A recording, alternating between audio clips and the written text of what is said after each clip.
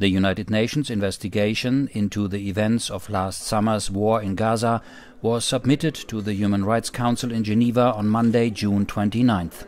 The report also indicates the failure of Israel in a continued matter to investigate these massive violations perpetrated by the occupying power, which are tantamount to crimes against humanity. 1 week earlier, Benjamin Netanyahu, Prime Minister of Israel, had rejected the report's findings. So Israel treats this report as flawed and biased, and it urges all fair-minded observers to do the same. American jurist Mary McGowan Davis, who heads the independent probe, said that the investigation's report would have looked different if Israel would have cooperated with it.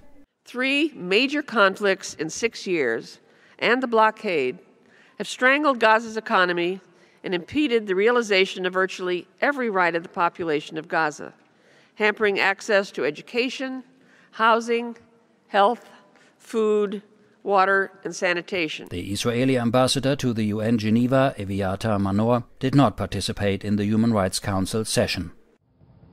The report accused Israel, as well as the Palestinians, of possible war crimes. Nearly 2,200 Palestinians lost their lives and some 11,000 were injured in the Israeli war.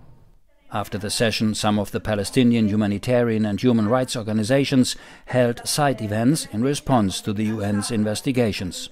While talking about the report and justice and accountability, it's not Palestine, Israel. It's victims and perpetrators. And we think things will change sooner or later, because at the end, rights are rights, is rights, and nothing will stop people, to call for justice and to call for the fundamental rights.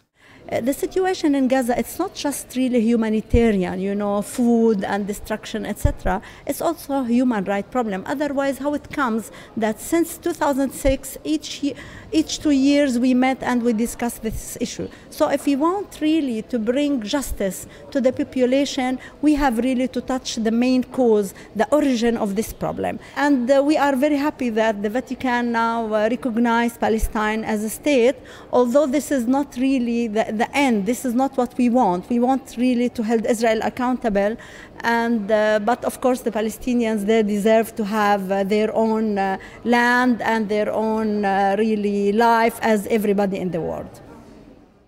The UN Human Rights Council is scheduled to debate the report, after which it will be brought to a vote later. A draft resolution will be sent then to the UN General Assembly, the Security Council and the International Criminal Court for further action.